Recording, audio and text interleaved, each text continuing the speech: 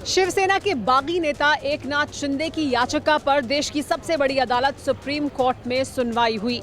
जैसे ही supreme court की तरफ से इस याचिका पर अपना फैसला सुनाया गया, शिंदे गुट ने राहत की सांस ली। इसके बाद शिंदे के समर्थकों ने पटाखे फोड़े, मिठाइयां बांटी। शिंदे ने इसके बाद सोशल मीडिया पर लिखा कि ये दरअसल बाला साहेब की शिवसेना की जीत है। महाराष्ट्र में चल रहे सियासी संकट के बीच केंद्रीय मंत्री राव साहेब दानवे का एक बड़ा बयान सामने आया है। जालना में एक जनसभा को संबोधित करते हुए राव साहेब दानवे ने कहा कि महाराष्ट्र की आघाड़ी सरकार अब सिर्फ 2 से 3 दिन और चलेगी। अपने बयान में आगे राव साहेब दानवे ने दावा किया कि विपक्ष में बैठी बीजेपी महज 2 से 3 दिन और विपक्ष में रहेगी। हालांकि राव साहेब दानवे ने आगे ये भी कहा कि शिवसेना में जो बगावत हुई है उससे बीजेपी का कोई लेना देना नहीं। शिवसेना के बागी नेता एकनाथ शिंदे की याचिका पर आज सुप्रीम कोर्ट में जो है वो सुनवाई हुई। सुप्रीम कोर्ट ने डिप्टी स्पीकर के साथ साथ महाराष्ट्र पुलिस और केंद्र सरकार को भी नोटिस जारी की है।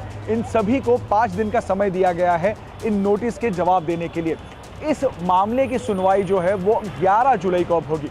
वहीं दूसरी तरफ सुप्रीम कोर्ट ने महाराष्ट्र के डिप्टी स्पीकर ने जो नोटिस बागी विधायकों को दिए थे और उनका जवाब जो है वो मांगा था, इसकी तारीख भी जो है वो आगे कर दी है। अब 12 जुलाई तक इन सभी बागी नेताओं को उस नोटिस का जवाब देना होगा।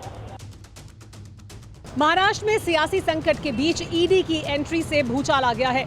ईडी ने समन जारी किया है संजय राउत को ईडी के सामने पेश होना है कल।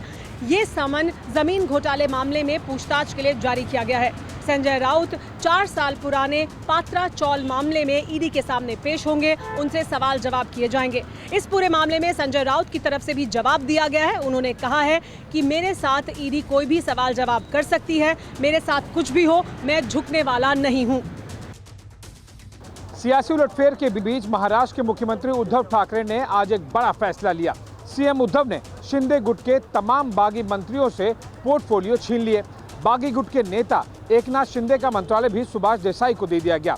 वहीं उदय सामंत, गुलाबराव पाटिल, दादा भुसे, संदीपन भूमरे जैसे बागी मिनिस्टरों के मंत्रालय भी उद्धव ने दूसरे मंत्रियों को सौंप दिए। पिछले 1 सप्ताह से भी ज्यादा महाराष्ट्र में जो सियासी ड्रामा चल रहा है उसके बीच अब नए समीकरण सामने आ रहे हैं।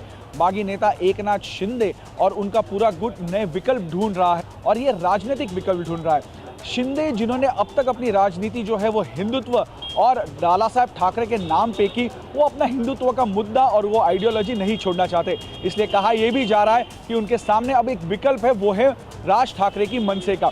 38 से भी ज़्यादा विधायक जो शिंदे के साथ है, उनका कहना है कि मनसे ही उनके लिए एक अच्छा विकल्प है और मनसे में वो विलीन हो सकते हैं, ऐसी खबर आ रही है। लेकिन मीडिया रिपोर्ट की अगर माने तो मनसे ने इस ऑफर को या इस प्रकार की कोई भी ऑफर नहीं है और इसे नकारा है।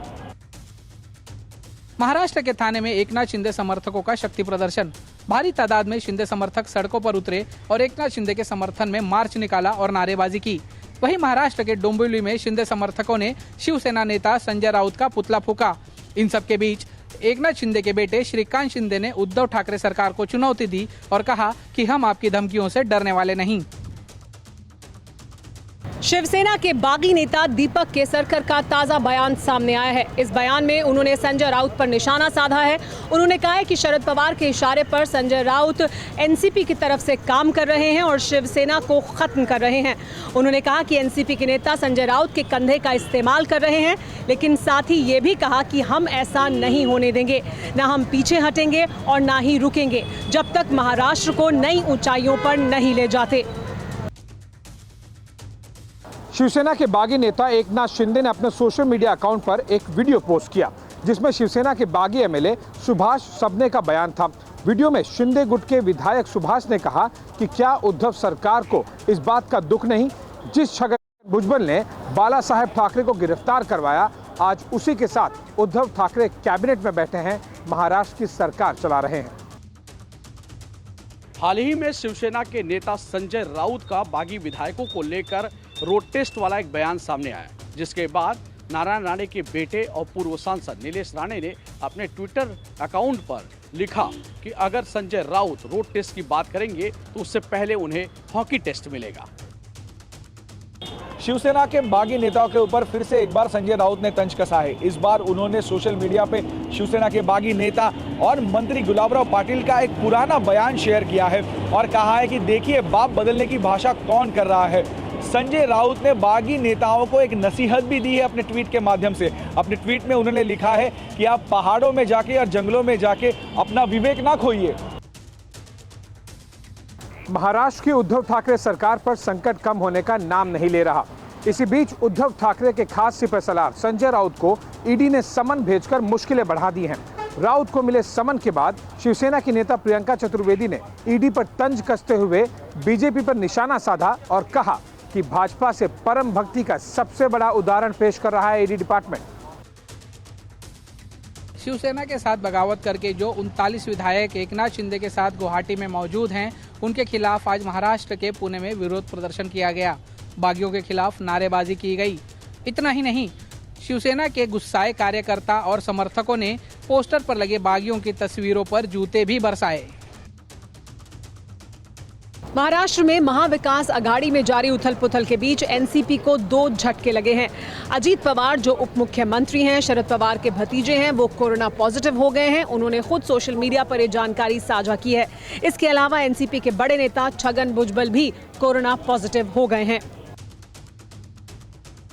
सूत्रों के हवाले से खबर सामने आ रही है कि बागी गुट के नेता एकनाथ शिंदे राज्यपाल भगत सिंह कोश्यारी को अविश्वास प्रस्ताव का एक पत्र भेज सकते हैं, जिसमें मौजूदा उद्धव ठाकरे सरकार से समर्थन वापसी का जिक्र किया होगा।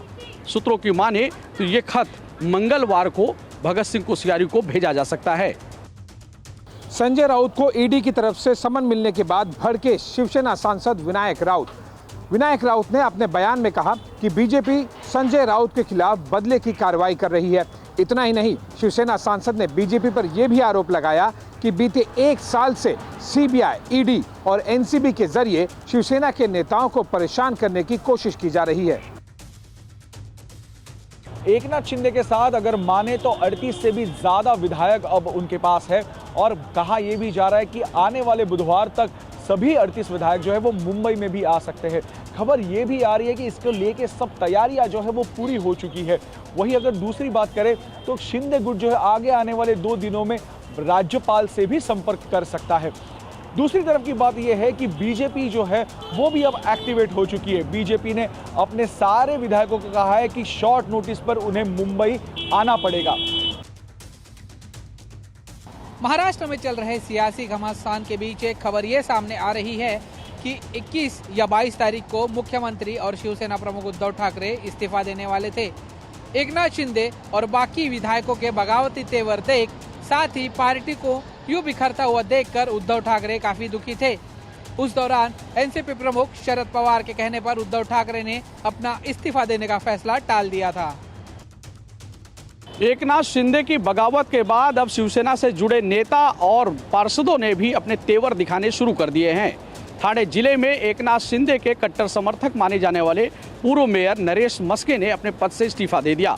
नरेश मस्के का कहना है कि जब से महाविकास अघाड़ी सरकार बनी है तब से शिवसेना अपने राष्ट्रवाद के मुद्दे से भटक गई है। उन्होंने यहाँ तक कहा कि जब से शिवसेना राष्ट्रवादी और कांग्रेस के साथ सरकार में आई है तब से शिवसैनिक अपने आप को घुटन महसूस कर रहा है। महाराष्ट्र की सियासी उठापटक के बीच अब शिवसेना के कार्यकर्ता भी 2 गुटों में बंट गए हैं। सातारा जिले में शिवसेना के कार्यकर्ताओं ने रैली निकाली। ये रैली एकनाथ शिंदे के समर्थन में थी। वहीं राज्य के कई और जिलों में भी अब शिवसेना कार्यकर्ता एकनाथ शिंदे के समर्थन में सड़कों पर उतरते हुए दिखाई दे रहे हैं। सातारा के पाटन विधानसभा क्षेत्र में शिवसैनिकों ने रैली निकालकर एकनाथ शिंदे और मंत्री शंभूराज देसाई का समर्थन किया।